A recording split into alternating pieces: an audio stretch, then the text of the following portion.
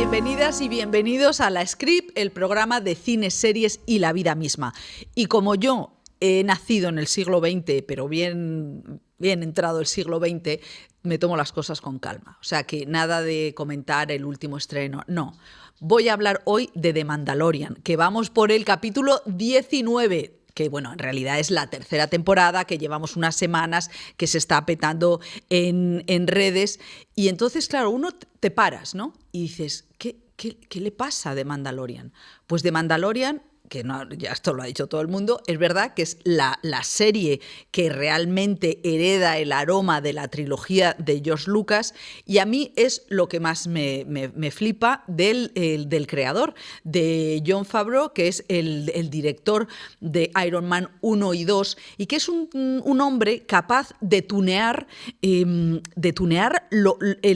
tótem, ¿no? Y eso es realmente tiene muchísimo mérito, porque estamos en un mundo en el que está todo lleno de marcas blancas que están tiradas como dormidas, así como los muñecos de Toy Story, sin que nadie los recuerde. Y este hombre realmente tuvo la capacidad de revivir a Robert Downey Jr. en el 2008 con Iron Man. Robert Downey Jr. en los 90, o sea, él empezó fue candidato al Oscar con una película sobre Chaplin, y luego entró hacia el 95 en una época muy turbia en la que de hecho yo trabajaba en un programa de cine que se llamaba El cine de lo que yo te diga, y teníamos una sección que se llamaba Crónicas desde el Trullo, y a eso en el 95 o así Robert Downey Jr. aparecía mucho porque no le querían, no podía trabajar porque no le aseguraban, porque entraba mamao en las casas de los vecinos, o sea que era un pájaro tremendo. Y entonces en los 2000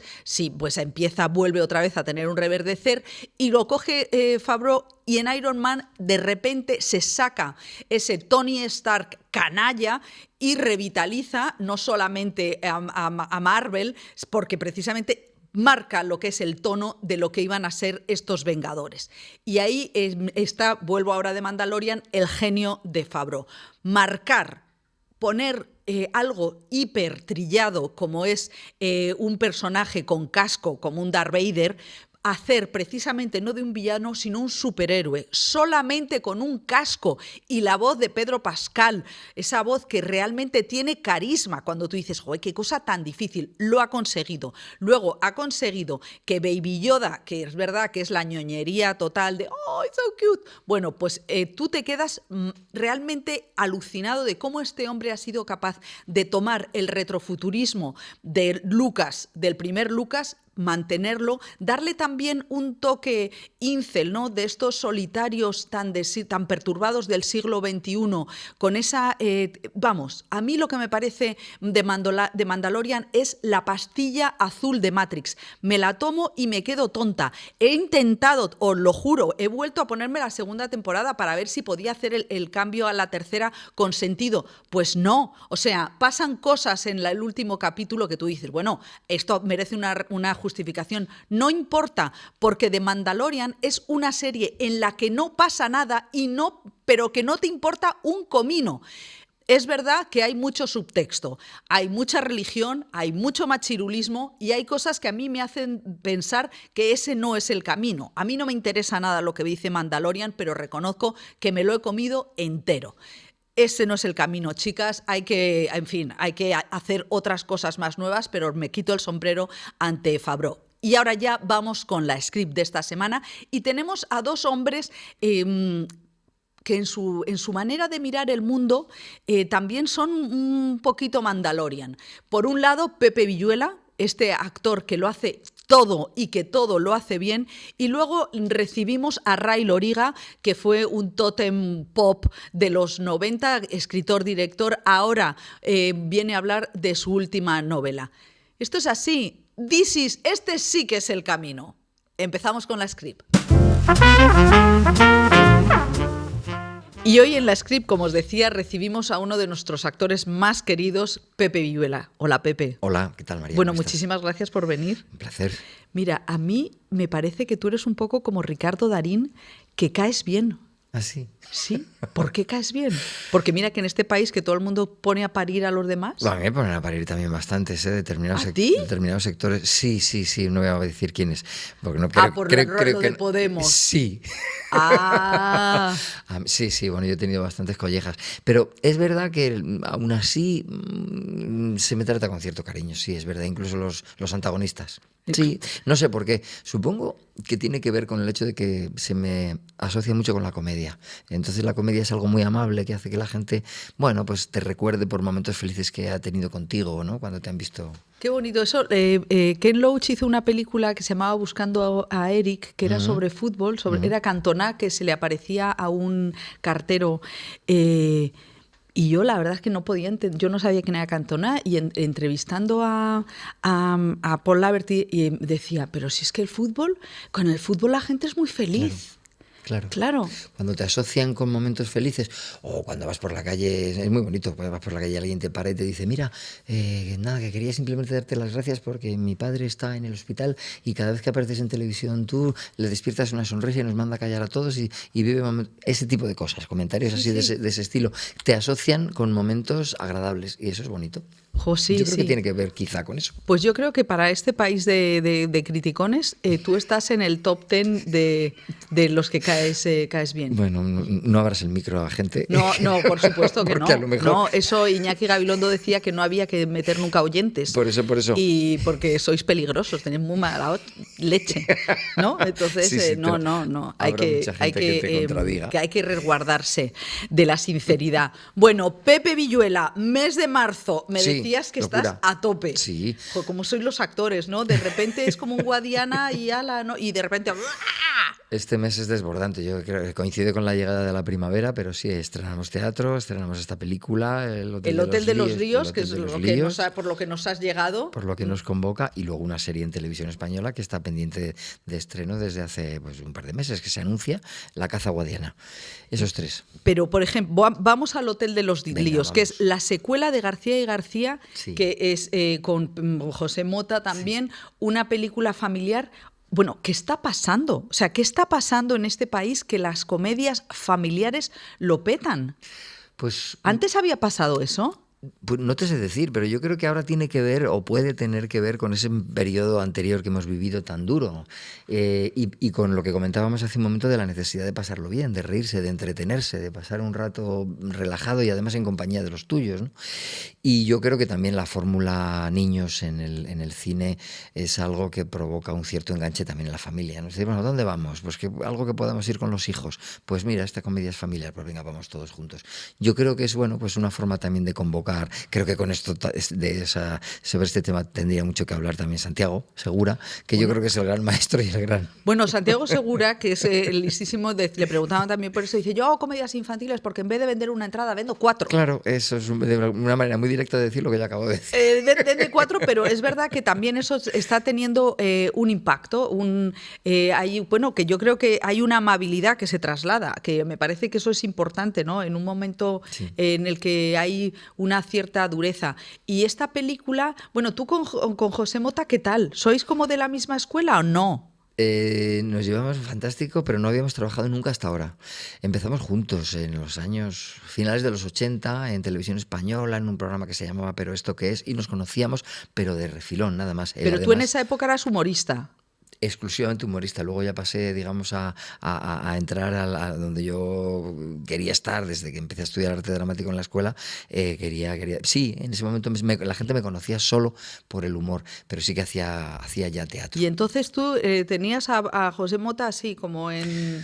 Yo, Os José Mota, cruzabais por los nos pasillos. cruzábamos nada más, sí. Yo veía sus programas y le escribía de vez en cuando y le decía, oye, me ha gustado muchísimo esto que has hecho, es muy divertido, pero nunca habíamos tenido la oportunidad de trabajar. Y entonces Ana Murugarren, la directora de las películas, que ya son 2, pues nos convocó en un momento determinado y nos dijo, ¿estaríais dispuestos a trabajar juntos? ¿Os apetecería probar? Y bueno, pues como no, claro, sí, digamos que la admiración y el afecto estaba, lo que no había era una cercanía, pero esa cercanía ya existe. Y nos lo pasamos muy bien y creo que nos tenemos bastante respeto. Yo creo que nuestras formas de hacer humor son bastante diferentes, pero son complementarias, tienen posibilidad de fusionarse y creo que en el Hotel de los Líos hemos dado un paso hacia adelante en la configuración de esta pareja, podríamos decir, cómica. Bueno, eso, pues mira, ahí hay un camino que la vida uno nunca sabe. No. ¿Y tú crees que esta película tiene algo de Solo en casa, de esas comedias de los 80? Sí. ¿Cuál es la chispa que hace ignición en esta? ¿Por qué? ¿Qué es lo que tienen? Es una piedra filosofal que yo no veo muy clara. Pues está marcadamente inspirada en esa película que has mencionado precisamente, ¿no? Ana Murugarren y Joaquín Trincado, que son pareja y productor y directora, respectivamente, lo tenían claro desde el principio. Queremos hacer una película que esté inspirada en que haya niños, que haya lío, que haya gente muy tonta y que haya pues muchísimos efectos, digamos, visuales que puedan provocar risa, ¿no? Pues tropezones, caídas, accidentes. Entonces, bueno, pues hemos trabajado mucho lo que tiene que ver con el slapstick, ese humor físico no verbal en el que ocurren cosas muy cotidianas, pero por otra parte también en el cine muy sorprendentes y magnificadas por la escena, ¿no? Te caen cosas encima bueno, y te pasan cosas que un poco en la línea también de Mortadelo y Filemón. Sí. Estas imágenes impactantes y que, bueno, pues provoquen humor. Yo creo que ahí es donde puede estar en el ritmo también, en que sea una película que no te deje respirar. O sea, que va a toda velocidad. Claro, que te rías mucho. ¿Y a ti qué te da la comedia? ¿Qué te da? Pues yo creo que me da una satisfacción y una adicción que no me puedo ni quiero quitarme. El saber que estás haciendo, sobre todo en teatro, recibes la recompensa de forma inmediata. Cuando cada día subes al escenario y oyes a la gente reír, te vas a casa y tardas un rato en dormirte. O sea, que te pega un subidón. Sí. Sí, es algo biológico y físico, hay algo químico en el cuerpo que cuando provocas risas, cuando estás trabajando en ese... Hombre, también pasa con el drama, ¿no? Sobre todo cuando las cosas salen bien, pero es que la carcajada de la gente es algo casi físico, lo recibes como si fuera una ola cuando te estás bañando. ¿Y tú eres bueno en teatro en surfear las risas? Porque... El otro día estuve yo en una obra viendo, en un monólogo que hacía Zaera, y prohibía a la gente aplaudir. Metía unos sofiones que... Perdona. Porque le cortaban el Claro. ritmo. Y era, ostras, pero se ponía totalmente chungo. ¿Qué dice? Pero este señor, ¿qué le pasa? No, yo al contrario, yo creo que hay una manifestación espontánea cuando alguien se ríe, cuando alguien aplaude en un teatro, que a lo mejor en la música se entiende peor, ¿no? Porque ay, no me estás dejando escuchar y no es posible parar. Pero yo creo que en la comedia sí que puedes ralentizar mínimamente, sin que se note demasiado y sin que se rompa el ritmo, y además eso provoca un subidón. El otro día estuve viendo, voy a romper mi lanza en favor del teatro nuevamente, a Pedro Casablanc en una función maravillosa que está haciendo en el Español, y hay momentos... ¿Es Ramón María? Sí, del Valle Inclán, es un texto de Gómez de la Serna y interpretado magníficamente por él. Bueno, pues hay momentos en los que el público no puede evitar aplaudir, o no puede evitar reírse en muchos, pero aplaudir, hubo un par de momentos en los que se aplaude y en los que dices, bueno, ¿está bien aplaudir? Pues sí, porque es espontáneo, nadie te está obligando, no es como cuando en televisión te sacan el cartel y te dicen aplausos. No, ahí se produce. Esta era lo hacía de coña, bonito. Que también era una manera de jugar con el público, claro, y jugar con precisamente con la necesidad de expresarse, que eso es cierto, que la pandemia ha hecho volver, porque ahora entrevistamos a muchísimos actores, intérpretes que están yendo y viniendo. O sea, yo creo que es uno de los momentos en los que hay más viaje audiovisual teatro. O sea, tú notas que no solamente están los de siempre, sino que hay gente que se está incorporando. Yo noto que hay mucho movimiento y no sé si es un revulsivo al parón que sufrimos, pero hay propuestas de cortos, de largos, de gente que te propone obras de teatro. Me están proponiendo obras de teatro para el año 25. Claro que dices, antes solo lo oía yo en la ópera, ¿no? Antes de ópera. Y ahora digo, me da muchísimo miedo decirte que sí al 25. Yo qué sé, es que no lo sé, no sé ni siquiera si voy a tener ganas. A lo mejor me he jubilado o a lo mejor me he dedicado a sembrar patatas. Es que no lo sé. Entonces, sí, yo noto mucho movimiento. Ayer, mira, me llegó una propuesta propuesta para un largometraje que creo que puede estar muy bien, no me he leído el guión. Y también alguien que me proponía hacer una función de teatro. Por otra parte, yo estoy desarrollando también un proyecto teatral para el año que viene, al margen de todo lo que llega. O sea, creo que hay como una ansiedad o un deseo de vivir, de hacer cosas, de llenarlo todo. No sé si es bueno o malo, pero desde luego hay mucha actividad. Yo lo anoto. Qué bien. Y si tú ahora te retrotraes al pasado, ¿cuándo tuviste tú ese momento que... Porque en tu casa no son de teatro, tus padres no Mis eran... padres no, mis hijos sí y mi mujer también, pero antecedentes no había. ¿Y cuándo decidiste tú que querías hacerlo? Bueno, yo empecé a hacer teatro por afición, por juego, cuando estaba en el colegio. Y eso es algo que va como calando poquito a poco. Profesionalmente no te lo planteas porque te parece imposible, porque no vives en un ambiente en el que eso parezca fácil. Pero una vez que terminé la escuela de arte dramático me di cuenta de que algo tenía que vivir, ¿no? Y que había que buscarse trabajo, y tenía otro trabajo, que era funcionario en un ayuntamiento, concretamente en el de Alcobendas. O sea, ¿tú eres funcionario en excedencia? Yo no, ya perdí la... O sea, no, ¿hiciste la oposición? Ah, no hiciste Sí, oposición. No, yo hice unas pruebas de ingreso, pero no era exactamente una oposición como las que se preparan ahora, que ahora estamos hablando de hace muchísimos años. Yo hice unas pruebas de mecanografía, de una serie de cultura general, no recuerdo. O sea, era como secretario de ayuntamiento. Sí, eso es. Y entré a trabajar allí como administrativo, estuve 4 años, pero yo allí me ahogaba un poco. Yo quería hacer otras cosas y tenía el teatro como referencia y no había dejado de hacer teatro al margen de ese trabajo. Como te queda mucho tiempo libre, yo tenía todas las tardes libres. Y entonces, bueno, pues me movía haciendo estas cosas. También con cierto escepticismo, pensaba que iba a ser muy difícil conseguirlo, pero mira, sí, llegó, y fue a través del personaje del cómico, del humor. La risa fue lo que fui encontrando el camino, las grietas por las que colarme en los sitios donde me pedían. Me decían, pero tú haces humor. Digo, pues, si no lo hago, me lo invento. Ah, o sea, te presentabas en los castings y uno va a decir que sí a todo. Yo me presentaba a casting, pero no me salía ninguno. O sea, el casting de cine no. Yo era un chico muy, digamos, del montón, ¿no? No me llamaba la atención por nada. Era bajito, ya empezaba a perder pelo, no era guapo ni tampoco excesivamente contrahecho ni feo. Entonces, no llamaba la atención. Pues ese otro, el siguiente. Donde sí, pero entonces yo me fabriqué mi propio espectáculo de humor, con el que, bueno, pues ya en una sala alternativa, concretamente lo que se habla el Teatro del Barrio, que entonces era la Sala Triángulo, pues ahí empecé a hacerlo, a foguearme, y hasta que un día alguien me vio y me llamó para hacer unos números en televisión. ¿Y en todo eso dónde está lo de la carrera de filosofía? Bueno, pues combinado al mismo tiempo. Pero vamos a ver, no me digas eso, que no puede ser al mismo tiempo estudiar lógica y eso. Bueno, no. Yo empecé a estudiar filosofía y en tercero me matriculé en la Escuela de Arte Dramático, que eran 3 años. Entonces los 2 últimos años de filosofía y los 2 primeros de arte dramático los combiné. Y luego el último año de arte dramático encontré el trabajo en el ayuntamiento. Y, o sea, sí, fueron unos años muy, muy abigarrados con muchas cosas. ¿Pero y cuántos años tenías entonces? Pues voy a hacer cálculos, pues 23, 24 años. O sea, que eras un currante. Me gustaba lo que hacía y me lo pasaba bien, y era un culo inquieto, sí. Madre mía, o sea, y tú, claro, entonces te iba a decir, tú ahora te parece que no había otro plan, o sea, que tú has ido buscando planes sobre la marcha con sin miedo, haciendo, Lo sigo haciendo. ¿A pecho descubierto? No sé, a calva descubierta. No sé. A calva descubierta, total. A mí muchas veces los chavales jóvenes me preguntan, ¿qué consejo nos das? Y siempre les digo lo mismo, yo me buscaría mi propio huertito, es decir, qué es lo que te gusta a ti, y de alguna manera ten tu propio espectáculo, tu propia propuesta. No esperes al teléfono que llamen de un casting, una productora, un director de teatro. Sé un culo inquieto. ¿Qué te apetece? Y entonces, bueno, pues a lo mejor, yo qué sé, una cosa de 15, 20 minutos, que era lo que yo tenía en aquel momento.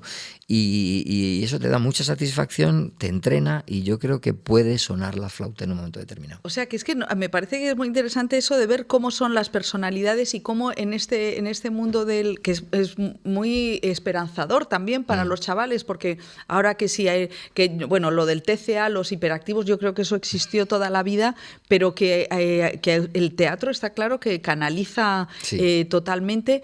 ¿Y tú cómo eras de adolescente? O sea, ¿eras un culo inquieto? Sí, o sea, era pero un poco mosca cojoneante. Hacía muchas cosas, sí, pero también es verdad que era muy tímido. Yo creo que, y sigo siéndolo, lo que pasa es que a fuerza de tener que exponerte, tanto en escena como pues en entrevistas, bueno, pues vas generando una especie de otro yo, que es el que se relaciona, pero yo sigo siendo muy celoso y muy tímido de mis cosas, de mi vida privada. Creo que se sabe muy poco de ella, por lo que se tiene que saber y ya está, porque lo demás, que le importa a nadie, ¿no? Sí, hombre, si ahora nos dicen, me he casado en Las Vegas, pues hombre, estaría bien. Un titular, nos darías un titular de la bomba. ¿Qué va? Vaya, hombre. Tengo una vida muy... Te has casado en Alcobendas. En San Sebastián de los Reyes. No nos sirve como titular. No nos sirve como titular. Bueno, pues nada, a lo mejor sirve como titular, que llevo muchos años casado. Eso sí que sirve como titular. Eso sí que... Pues bueno, aguantamos. Un titular tremendo. Aguantamos. ¿Y a tus padres no les sorprendió? A mis padres... ¿Tu padre qué era? Mi padre era barnizador. Se dedicaba al mundo del mueble, sí. Y mi abuelo. Yo vengo de una familia donde los hombres eran barnizadores de hace generaciones. ¿Y tú sabes barnizar? Yo supe, pero ahora se me habrá olvidado completamente. Yo iba con mi padre a trabajar cuando era adolescente, en las vacaciones. Mi padre me decía, vente conmigo. Y bueno, pues supongo que quería tenerme cerca, compartir, o bueno, pues a mí me venía muy bien porque me sacaba un sueldito y aprendí un oficio. Y me lo pasaba muy bien con él. Pero eso es un oficio complicado. Yo creo que además ya debe haber muy poquitos barnizadores, porque el tema, por ejemplo, de la muñequilla y ¿Qué es la muñequilla? La muñequilla pues es un trapito que te pones aquí como de algodón envuelto en una tela, y en vez de barnizar a brocha o a pistola, barnizas con la muñeca, con lo cual que extiendes mucho más el barniz y lo haces entrar mejor en el poro. En fin, es una técnica mucho más cansada, pero que viene yo creo que de la artesanía, no sé de qué siglo, pero barnizar a muñequilla, sí. ¿Y tu padre entonces, cuando dijiste que querías ser actor, te miró cómo? Yo es que tampoco creo que dijera nunca que quería ser actor. No, eras de los que ibas por las sombras. Tampoco, bueno, pues que yo iba haciendo teatro y él venía a verme a la escuela, venía a verme al instituto, pero nunca pensó él que yo me fuera a dedicar a esto. Y de hecho, cuando la primera vez que aparecía en televisión, pues se sorprendió muchísimo y se alegró, pero lo primero que me dijo es, bueno, a ver el lío en el que te vas a meter, porque esa es una profesión un poquito inestable y un poco extraña, y sabía además que tenía el trabajo del ayuntamiento. Entonces, cuando dejé ese trabajo del ayuntamiento para dedicarme a esto exclusivamente, ya él me miró un poco. Ya no podía hacer nada porque yo ya era mayor, tenía un hijo, pero precisamente se agarró al tema del hijo y me dijo, no eres tú, es tu hijo. ¡Qué amenaza! ¡Qué Sí, amenaza! tienes un hijo que alimentar. Bueno, pero... Y yo le dije, padre, ya lo sé, déjame que intentarlo. Digo, además, tengo una excedencia, tampoco es tan peligroso. Pero es que me encanta, porque era el mundo de ayer era el mundo de la excedencia, el mundo de la seguridad. Sí, y ahora eso quizá no existe. ¿Y tú nunca lo has vuelto a echar de menos? Bueno, no. Siempre has tenido trabajo. Sí, siempre he tenido trabajo. Alguna vez he soñado que volvía al ayuntamiento de Alcobendas y me parecía muy raro. Digo, ¿y qué hago aquí yo ahora? Digo, pues si yo quiero seguir haciendo teatro, ¿por qué he vuelto? ¿Pero volvías físicamente? Volvía físicamente, me sentaba en la mesa y saludaba a los compañeros y compañeras de, hola, ¿qué tal? ¿Has vuelto? Sí, aquí estoy. ¿Por qué? No sé. Aquí estoy otra vez. A lo mejor era el fantasma de mi padre, ¿no? Que me decía, te dije que tendrías que volver. Pero ahí tienes algo, ¿eh? Ahí tendré algún trauma, seguramente. Ahí tienes algún momento que has dicho, esta letra no se paga bien, si hubiera ido a lo otro, ¿eh? No, quizá lo que tengo es el peso ese, ¿no? de mi padre, de que me dijo, no seas irresponsable. Y bueno, y también la querencia, porque aunque yo no estuviera muy a gusto con el trabajo, yo quería mucho a mis compañeros. No te digo yo que caes bien. Que caes bien, o sea, que tú en el colegio no tenías malos rollos. Sí, alguna pelea tuve, sí. Yo creo que todos hemos tenido, y alguno que me insultaban y tal. Sí, tuve algún conflicto con algunos compañeros en la escuela, sí. De esto que te da miedo entrar en clase a veces, sí. O sea que claro, es que lo del el miedo está en la vida, ¿eh? Sí, y por otra parte, yo creo que es un mecanismo maravilloso de defensa para protegerte. Tener miedo hace que no seas un loco temerario, pero también te viene bien cuando eres capaz de superarlo, cuando das el paso y dices, ya no te tengo miedo, o si te tengo miedo me lo como y me enfrento, ¿no? Eso ayuda a crecer. Y una cosa que tú sigues siendo, no sé si eres vicepresidente de Payasos Sin... Formo parte de la Junta Directiva de Payasos Sin Fronteras. Fui presidente en su día. ¿Y por qué entraste en esto? ¿Por qué te metes en este mundo? Porque hay una sensación muy grata cuando haces reír, eso siempre, cuando haces reír en general, pero cuando haces reír en sitios como los que visitamos con Payasos Sin Fronteras, entonces ya sí que te sientes muy, muy útil, la verdad. Sientes que lo que haces sirve para algo. Porque había algo en mí, cuando me empecé a dedicar al teatro, que decía, bueno, ¿y esto para qué sirve?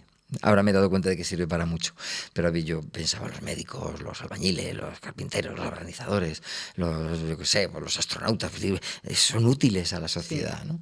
Pero la utilidad del actor, yo tardé un tiempo en verla, y la utilidad del payaso, que es lo que yo me siento fundamentalmente, me ha costado verla, y con Payasos Sin Fronteras lo veo muy claramente. Lo que consigues con tan poco, con una nariz roja, con 4 elementos, me estoy poniendo a lo mejor un poco cursi, pero la sonrisa de un niño que está en un hospital después de haber vivido un bombardeo, o en un campo de refugiados que lo está pasando generalmente mal, o la satisfacción de un padre o una madre cuando vienen y te dicen, oh, qué bien, hacía mucho tiempo que no veía a mi hijo reír de esta manera o jugar, eso dices, ostras, en el fondo es egoísmo, es decir, bueno, pues mira, qué útil soy, ¿no? O qué bien poder poner al servicio de gente que lo está pasando mal aquello que tú utilizas para vivir.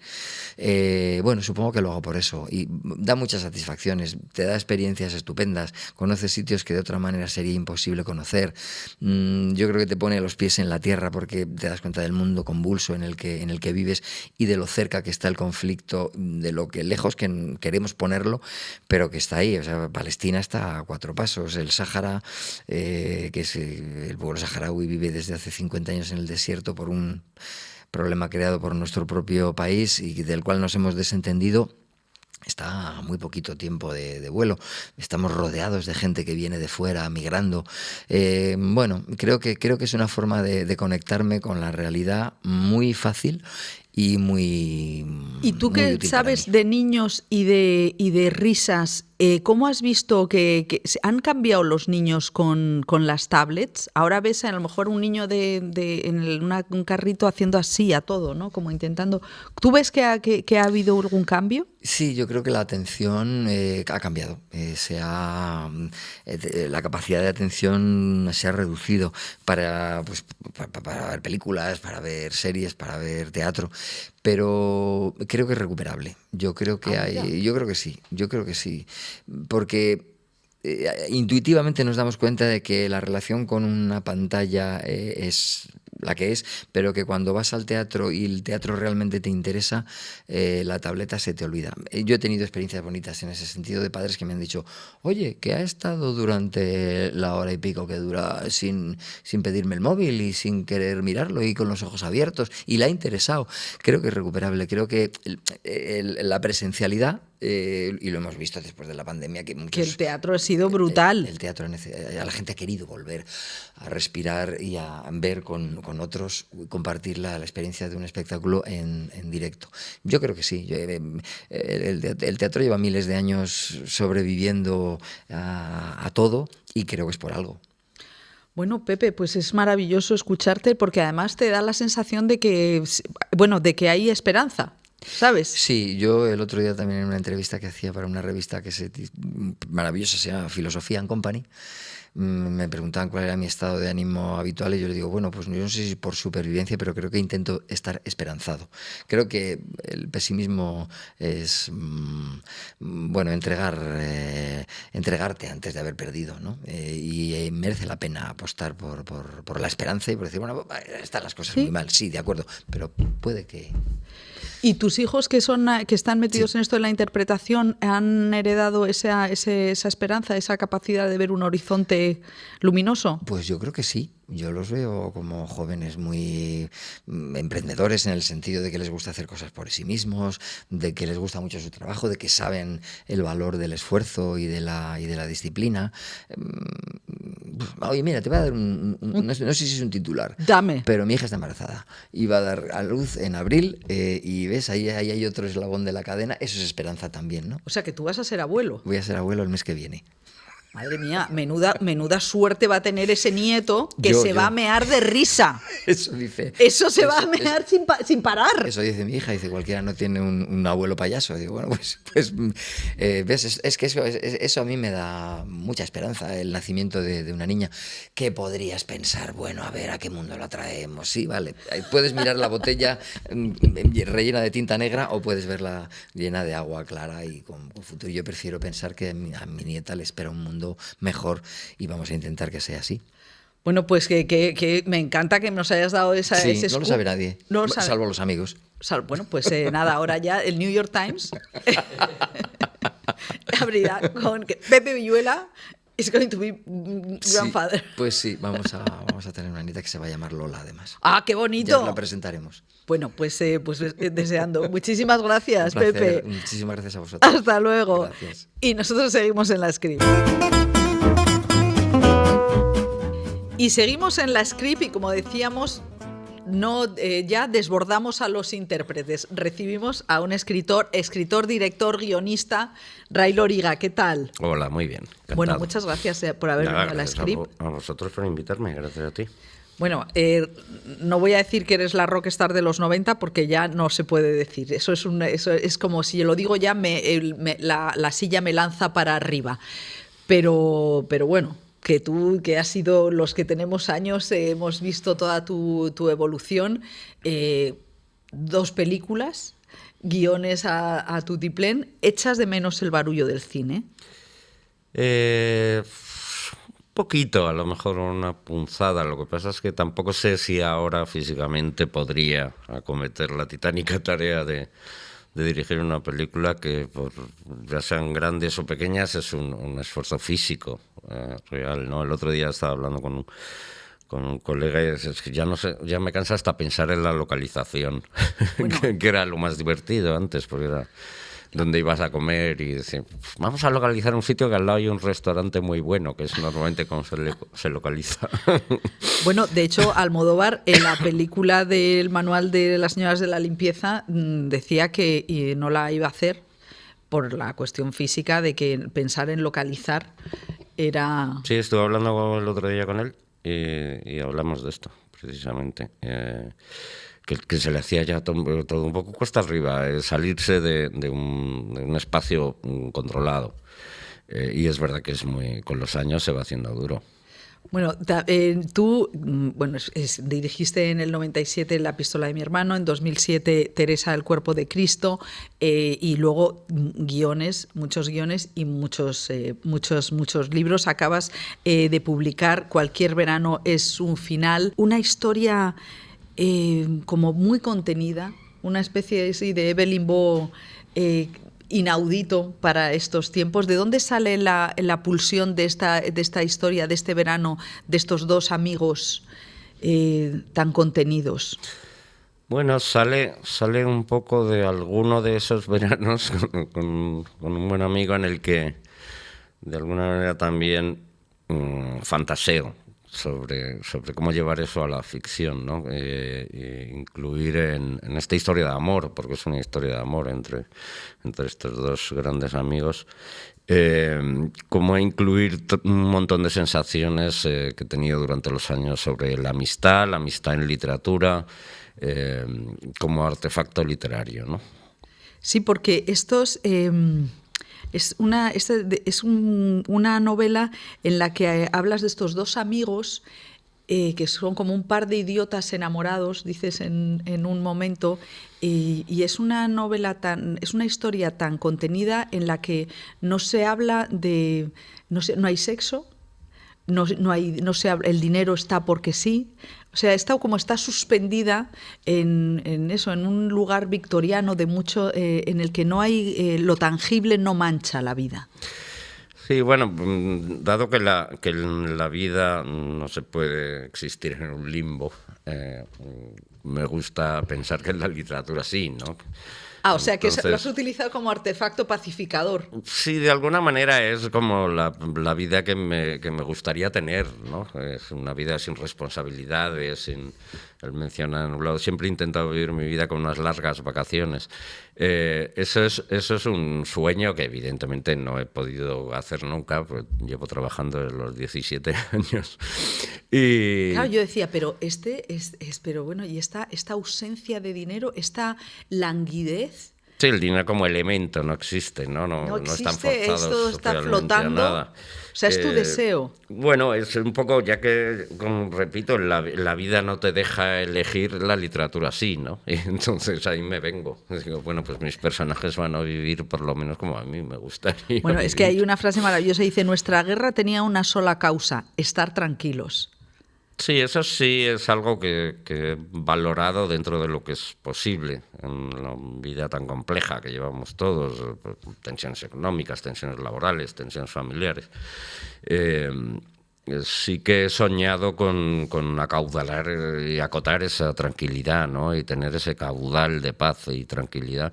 Y con algunos buenos amigos en momentos puntuales y amigas también, porque en este personaje de Luis se mezclan amigos y amigas. Es como una especie de Frankenstein de la amistad, de un montón de... O sea, que esto es autoficción también, o sea, que aquí has tenido reproches. No, porque es un conglomerado. Realmente se difumina hasta ser solo el personaje, ¿no? Hay cosas de muchas relaciones, de viajes que he hecho con amigas y amigos, pero también muy ficcionalizado. Entonces al final no son nada autoficción, es ficción. Hay un elemento, evidentemente, de donde parte la novela, que es una grave enfermedad que sufre el narrador, que eso sí, digamos que utilice mi experiencia propia para desde ahí salir hacia una ficción. Sí, la verdad es que además es curioso porque hablas de la enfermedad de tu protagonista con una displicencia, dices que no hay nada más aburrido que la enfermedad. ¿Cómo te has relacionado tú con la enfermedad? Bueno, pues dándome cuenta de la banalidad de todo eso, ¿no? Y de cómo te iguala por completo a cualquiera. En un hospital tuve que pasar una larga temporada de hospitalización y realmente el señor de la cama de al lado lleva tu pijama y la señora de enfrente también y importa poco que seas campeón de la NBA, presidente del gobierno, fontanero, piloto aeronáutico, lo que sea. O sea, estamos todos en la misma situación. Vestidos iguales, en las mismas camitas, y lo único que te separa ahí es que o sigues o no sigues. Tienes compañeros, compañeras de la misma planta de hospital que vas a preguntar por ellos y ya no están, ¿no? Entonces hay dos maneras, lo digo en el libro, de hacer el check-out, ¿no? Una es definitiva, ¡Qué bruto eres! Una es definitiva y la otra es bajar a planta y luego irte a tu casa. Pero bueno, yo te veo bien, estás bien, tienes buen color, estás haciendo promo, que es uno de los tostones Sí. que tenéis los artistas, los escritores. Sí, la verdad es que estoy bien. Afortunadamente, aparte de lo obvio, que sufrí algunas secuelas por un tumor, afortunadamente la cabeza no me ha afectado. Sigo siendo el mismo escritor, para bien o para mal, que era antes. Y eso era lo que más me preocupaba, si iba a poder seguir con lo que es mi vida, que es la literatura. Claro, leyendo, como tú eres un hombre de cine, claro, es que dices, bueno, es que yo estaba viendo a Youth, la película de Sorrentino, ahí en el hospital en el hotel de Davos. En fin, estás viendo con muchas películas. Tu novela tiene muchísimo cine dentro, pero no sé, bueno, tú dices que no te interesa nada adaptar tus novelas. No, lo hice una vez con mi primera película, porque se dio así. Un productor, Enrique Cerezo, compró los derechos y me propuso a mí finalmente dirigirlo y me lancé. Pero no, digamos que no sería mi ideal lo de tener que pasar mis novelas al cine, porque sería como estar mucho tiempo dentro de la misma historia, ¿no? En una novela, cuando ya la he escrito, pues ya está. Y volver a retomar ese material para trasladarlo, a mí personalmente no me apetece. De hecho, cuando se ha comprado alguna novela ahora, una de hace 2 novelas, la que ganó el premio Alfaguara, Rendición, está una productora con el proyecto, y yo he intentado involucrarme lo menos posible en la parte creativa. O sea, que eso es interesante, porque tú, como eres también guionista, o sea, tú sabes de esto. Ha habido escritores que se han irritado muchísimo con las adaptaciones. Yo me acuerdo de Javier Marías. Sí, Javier, se cogió un cabreo buen amigo, monumental, ¿verdad? Lo llevó fatal. E incluso lo he hablado a veces con él, ¿no? Que él, cuando tomó la decisión, probablemente no era consciente de lo que le iba a doler ver la malversación o cambio, simplemente cambio del objeto en sí, que es el libro, ¿no? En mi caso tengo más que asumido, porque también soy guionista, que los libros, para convertirlos en películas, tienen que traicionarse muchas veces, y hay que coger elementos, hay que despreciar otros, pasan a ser un libro en función de una futura película. Entonces, bueno, lo asumo así, y no me dolería, no lo sé, porque tampoco me lo han adaptado todavía, están en ello. Y ahora mismo, bueno, esta película me parece también interesante, porque esta novela, porque estamos en un momento en el que hay películas, hay bastantes películas sobre amistades entre hombres. No sé si has visto Almas en penas, Inisherin. No. Es una de las películas que es candidata a los Oscar, de Martin McDonagh, de 3 anuncios en las afueras, que es que hay una relación de amistad entre 2 hombres que es con una masculinidad más baja, ¿no? Es como si hubiera en un viaje que para llegar al cine me parece que es más complicado que en la literatura, ¿no? Estos personajes con estas masculinidades más suaves que las que veíamos pues hace 20 años. Bueno, yo creo que has citado antes a Evelyn Boy, Retorno a Brideshead, ¿no? Y eso está escrito hace muchos años. Es verdad, sí. Y siempre ha habido, no es lo más frecuente, pero ha habido otra mirada a la amistad de 2 hombres. También las relaciones de conflicto entre 2 hombres, como Patricia Highsmith ha abordado maravillosamente. Digamos que ese tipo de masculinidades más ricas, de alguna manera, que no están sometidas a los 4 clichés de pelea, francachela y palmaditas en la espalda, ¿no? Entonces, bueno, sí creo que hay ejemplos, afortunadamente, en la literatura y en el cine, pero quizá no han sido todo lo frecuentes que a mí me gustaría. ¿Y cómo ves tú ahora? ¿Tú sigues ahora el mundo de los estrenos, el cine? Bueno, depende, no mucho, no estoy, digamos, a la que salta ni a lo último. Pero bueno, tengo hijos bien jóvenes, y entonces de pronto me recomiendan algo, o me hablan de algo que me interesa, ver cómo es. Digamos que voy captando así poco a poco. Intento no perder del todo el hilo de lo que sucede, pero tampoco es mi obligación estar persiguiendo todo lo que sucede. Y aparte, cuando te enfrascas en la escritura de un libro, que es un proceso largo, 2-3 años, vives casi en un mundo paralelo. O sea, que estás metido en lo tuyo y ves pocas cosas de lo que está sucediendo. A lo mejor revisas clásicos, cine antiguo, pero no estás tanto al día a día. Sí, decía Trueba que los que tienen verdadero talento escriben y los que no tanto dirigen. Bueno, eso le dice Fernando con sentido del humor, como dice siempre todo, aunque a veces no se le comprenda, todo lo dice con sentido del humor. Pero sí, se lo he oído decir alguna vez que, hombre, está claro que la literatura, digamos, que te obliga a una vía, ¿no? Que son las palabras, es muy concreto. Y en el cine puedes desarrollar un montón de talentos diferentes, ¿no? Y quizá con un poco de cada uno de esos talentos se hace un gran director, ¿no? Y sin embargo, un gran escritor depende solo de la palabra, ¿no? De la escritura. Eso es muy interesante, claro, sí, porque solamente, claro, ¿y tú cómo llevas esa soledad? Porque el mundo del cine, claro, pues se impone el compartir, ¿no?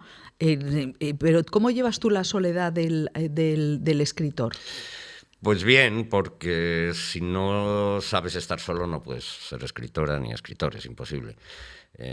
Escribir es soledad y silencio. Se lee en silencio y en soledad y se escribe en silencio y en soledad, ¿no? Y te tienes que llevar bien contigo mismo. Si no, no hay manera. Y son años y años y horas encerrado en una habitación con tu propia cabeza dando vueltas. Y te tienes que no molestar demasiado tu presencia y no necesitar desesperadamente la presencia de los otros. Qué duda cabe que cuando estás encerrado en un libro de vez en cuando te apetece jugar con los otros niños. Y te sientes como cuando te castigaban a estudiar y oías los gritos de otros niños jugando. Y de vez en cuando está bien salir un poco y estar con otra gente. Y para mí el trabajar en cine era un poco eso, jugar con otros niños, que eso me hacía gracia. Oye, es una figura, es una imagen bonita.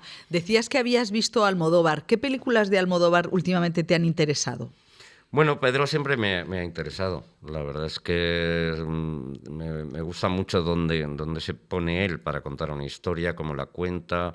He visto todas sus películas y unas me gustarán más a lo mejor y otras me tocan menos, pero en general todas me interesan. Y de Dolor y Gloria, que también es una película que también está relacionada con un poco la enfermedad, el paso del tiempo, la memoria.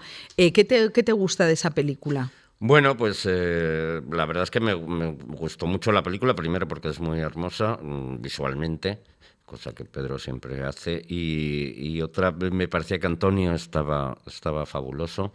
Los que conocemos desde hace muchos años a Pedro, es sorprendente verle tan dentro de Pedro, en gestos, en maneras de los silencios, en una cosa muy sutil que va mucho más allá de la mera imitación, ¿no? Era como si lo hubiera habitado de alguna manera, ¿no? Y la verdad es que cuando vi esa película yo no tenía ni remota idea de que iba a sufrir un tumor cerebral y entonces la vi como mero espectador, pero luego cuando me vi dentro del propio proceso, pues sí me acordé otra vez de la película, claro.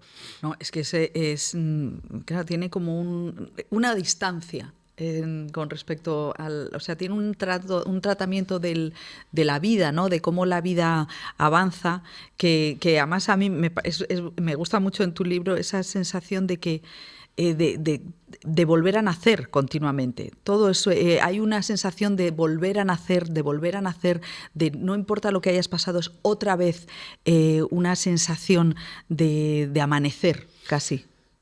Sí, y de casilla de salida siempre, ¿no? Parece que por mucho que uno avance, a la vuelta siguiente estás en la casilla de salida y tienes que volver a empezarlo casi todo. Y tú has perdido, porque tú, yo como periodista te conozco de toda la vida, pero tú tenías un colmillo retorcido, malababa, ¿te has dejado el humor y la canalla por el camino? No, por ejemplo, este libro considero que está lleno de humor y de sentido del humor. No es un humor de sopilarte de la risa y caerte para atrás, pero sí de una media sonrisa angulada, cierta ironía o mucha ironía en casi todo. Y digamos que el humor se ha ido a lo mejor afilando. Antes era como más a mazazos y ahora es más a estocadas. Sí, exactamente. Es todo como muy... de hecho, hasta el propio final, ¿no? Es una sensación no de navajazo, es precisamente un bisturí que te atraviesa y que te pone también frente a la vida, frente a estos años en los que uno ya dices, bueno, estamos en los 50 años. Los 50 y muchos. Sí. Y dices, y se me acerca, ¿no? Se me acerca la enfermedad, se me acerca el final, este final de del verano, ¿no? Tú cuando tuviste el primer golpe de la enfermedad, ¿cómo te pilló? ¿Cómo te pilló? Bueno, la verdad es que fue todo muy rápido porque yo era absolutamente inconsciente de que tenía nada y de pronto empecé a sentirme mal, muy mal, pero todo muy deprisa y ya me caí. Entonces fui a urgencias y me dijeron, tienes un tumor cerebral muy grande. Y bueno, te lo dicen y la verdad es que me hizo curiosamente poco impacto, ¿no? Salí de la sala mientras me preparaban la habitación para hospitalizarme, me fumé un cigarrillo y dije, pues para adentro, habrá que ¿Y sigues lidiar fumando? con esto. Sí, no debería, pero el tipo de tumor que yo tenía es genético, no tiene nada que ver no es Con cancerígeno. las malas costumbres. Y no tiene nada que ver. Eso me relajó mucho cuando me dijeron que no era culpa mía. Sí, eso también Sí, lo pones. que no te dicen, no, es que con la vida que has llevado y no sé qué. Me dijo el médico, mira, esto es un código genético, se llama cromosoma 22 y está en tu ADN, con lo cual podías haber sido el deportista más grande del mundo y el hombre más sano y vegetariano y no sé qué, que te hubiera pasado igual. Sí, porque yo estoy leyendo tu novela y dices, macho, se ponen de gin tonics, vinos y cervezas, y claro, dices, este se lo ha ganado. No se lo ha ganado. Bueno, eso también me pasó porque estaba escribiendo este libro pues prácticamente inmóvil, porque apenas podía moverme durante el principio de la recuperación, que fue larga, de la cama al baño, del baño a la cama, y no llevaba ese tipo de vida. Entonces quería una vez más que mis personajes me vengaran y se lo pasaran bomba, ¿no? Entonces mientras yo me tomaba agua con una pajita, porque no podía ni abrir la boca, estos señores llevaron unas juergas fabulosas. Y eso me ayudaba un poco. Eso te ha ayudado. ¿Y Portugal? ¿Qué escenario es Portugal en tu vida? Bueno, hace ya muchos años que paso mucho tiempo en Portugal, tengo muy buenos amigos y me encanta, la verdad. Y el lugar del que hablo, Carballal, ahí tengo un buen amigo que tiene una cabañita y también tengo amigos en Lisboa y en Oporto y la verdad es que me encanta, está aquí al lado, es muy familiar de alguna manera, pero con una tranquilidad que supera un poco el nerviosismo español y el ruido. Son como mucho más relajados. Probablemente sean clichés también, casi todo, como vemos a los demás, ¿no? En los países extranjeros, curiosamente, siempre estamos dispuestos a ser más felices que en el nuestro. Así que no sé si es tan real o imaginario, pero me encanta Portugal. No, es verdad que la novela tiene esa atmósfera de pausa. Luego también me acuerdo que hiciste una entrevista hace unos años con Andreu Buenafuente y sacabas un Nokia que yo solamente se lo he visto a Carlos Boyero y no el mismo que tengo ahora. No me puedo creer. O sea, que tú decidiste hace ya mucho tiempo poner esta realidad, esta premura salvaje en la que vivimos, este ruido, en segundo término. Sí, yo nunca he tenido un smartphone, por ejemplo, y nunca he pertenecido a este movimiento que nos aborda a todos y nos invade, simplemente por una decisión personal. No es que tenga nada en contra de la tecnología ni nada de esto, sino simplemente que en mi vida no juega un papel importante la urgencia de comunicación. Yo lo que quiero contar más o menos en los 3 últimos años de mi vida es esto. Y no necesito estar dando opiniones ni contactos directos, y este tipo de relación urgente y al mismo tiempo intrascendente. A mí no me va mucho, aparte de por una cuestión meramente práctica. Cuando estoy escribiendo un libro no soportaría tener un aparato al lado que hiciera pipí, pipí, pipí cada día y tener que responder a 7.000 tonterías y ver 8.000 gatitos dando volteretas y chorradas de este tipo. Incluso lo que comen los demás no me interesa nada, ni dónde se bañan, ni de dónde van de vacaciones, ni pues si un día quedamos que me lo cuentan y ya está, ¿no? Pero yo me acuerdo cuando era niño, lo más aburrido en mi cabeza que existía en el mundo era cuando los vecinos te invitaban a ver las diapositivas de sus vacaciones. Es verdad, eso era muy de esa Y entonces época. te decía, mira aquí esto, vamos con un matrimonio de Pamplona muy simpáticos, nos comimos una lenguao, no sé qué, otra filimina que se llamaban.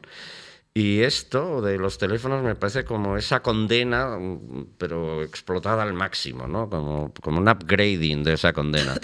Y yo, sinceramente, me alegro de que la gente se lo pase muy bien en sus fiestas, en sus vacaciones, y en sus comidas y donde sea, pero no me interesa un carajo, hablando claro, lo que hagan con sus vidas.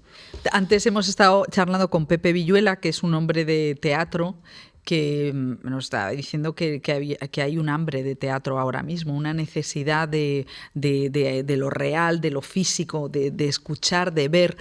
¿Cómo ves el interés hacia la literatura? Bueno, tú que tienes hijos jóvenes, ¿crees que la literatura también está en la conversación? ¿Sigue como Bueno, la literatura es un arte tan viejo que nos ha acompañado desde el principio y a través de todos y cada uno de los cambios de nuestras sociedades, ¿no?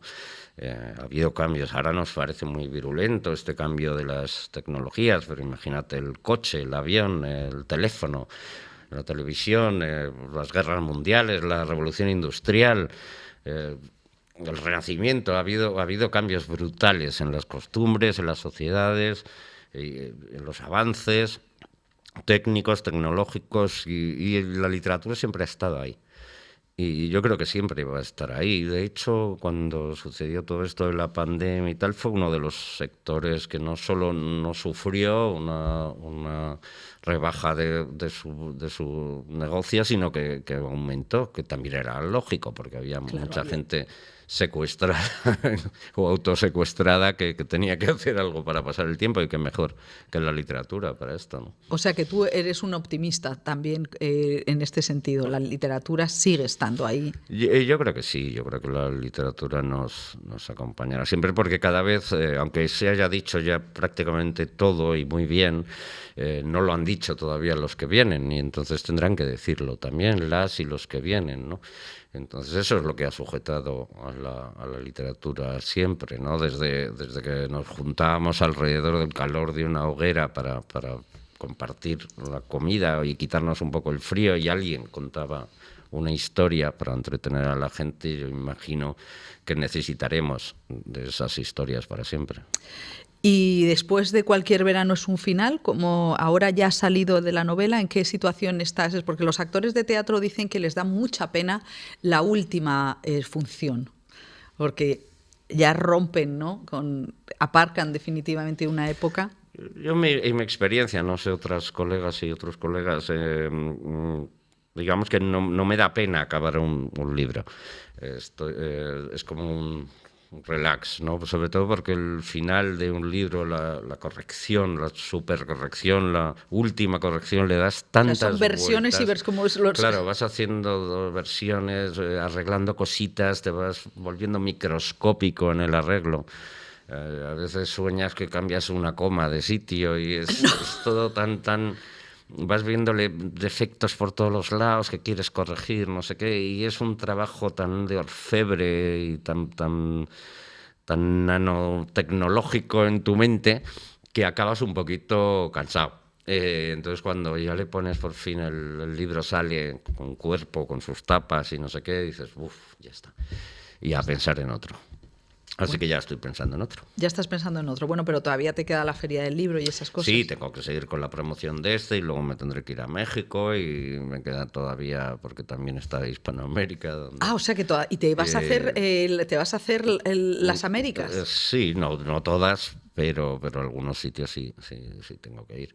Y aparte me apetece.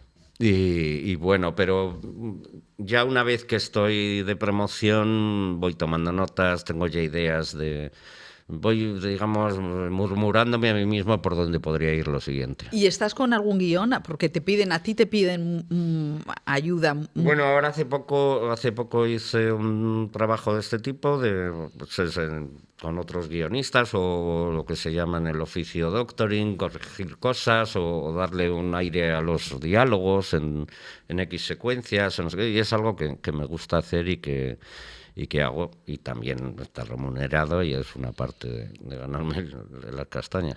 Bueno, porque me hacía gracia porque tu protagonista es editor. ¿Tú alguna vez has tenido veleidades de editor? No, realmente no. Lo que pasa es que después de 30 años, que se dice pronto en este negocio, desde que publiqué la primera novela, se cumplen ahora 31 años, he conocido muy bien por dentro el mundo editorial, he conocido los cambios enormes que ha tenido el mundo editorial en estos últimos 30 años, de cuando eran editoriales cada una de su sello a estos dos grandes bloques que hay ahora, cómo todo esto ha variado. Y me apetecía un poco indagar en esto y hacer casi un guiño, reírme un poco. Parece que en mi editorial nadie se ha molestado, pero verlo con un poco de ironía, verlo con un poco de gracia y también con mucho cariño, ¿no? Y tengo muchos amigos editores, afortunadamente, y editoras, sobre todo. En mi casa, por ejemplo, son todas editoras. Bueno, pues Ray Loriga, muchísimas gracias por haberte acercado a la Script, por Cualquier verano es un final, que me vas a tener que dedicar. Encantado. Claro, me vas a tener que dedicar, así no tengo que ir al retiro, que estará a tope de... Eso que te ahorras, sí, porque luego ahí hace un calor y hay tanta gente que... No, y esas colas absurdas que de repente no sabes quién es, si es una pop star la que está... Sí, lo de las colas es muy raro, porque normalmente los que más cola tienen son los que menos escritores son. No siempre, ¿eh? Hay algunos como Arturo Pérez Reverte que tienen colas estupendas y Rosa Montero, que son íntimos amigos, pero hay mucho de esto nuevo, estos fenómenos de la tele, de los youtubers... O sea, los de la tele tienen más cola que... Los de la tele siempre, porque la gente pasa por ahí y dice, mira, un famoso, y entonces van a esa cola. Y a mí me ha pasado, y a otros colegas, que estás en la Feria del Libro y pasan dos señoras muy serias y dicen, como si no las oyeras, y dicen, ¿y este quién es? Dicen, ni idea, venga, vámonos a ese otro que sale en la tele y tal, y te quedas ahí con tu cara tonto. Pero es encantadora la Feria del Libro, también me gusta. Bueno, yo creo que tu parche tiene mucho charm. Sí, no lo he elegido, pero, o sea, quiero decir que no... Que tiene un toque John Ford, tiene un toque John Ford que... Por lo menos llamas la atención. ¿Qué tal? Bueno, pues muchísimas gracias por haber venido, te voy a dar un boli ahora. Muchísimas gracias. Y nosotros volvemos la semana que viene con la Script.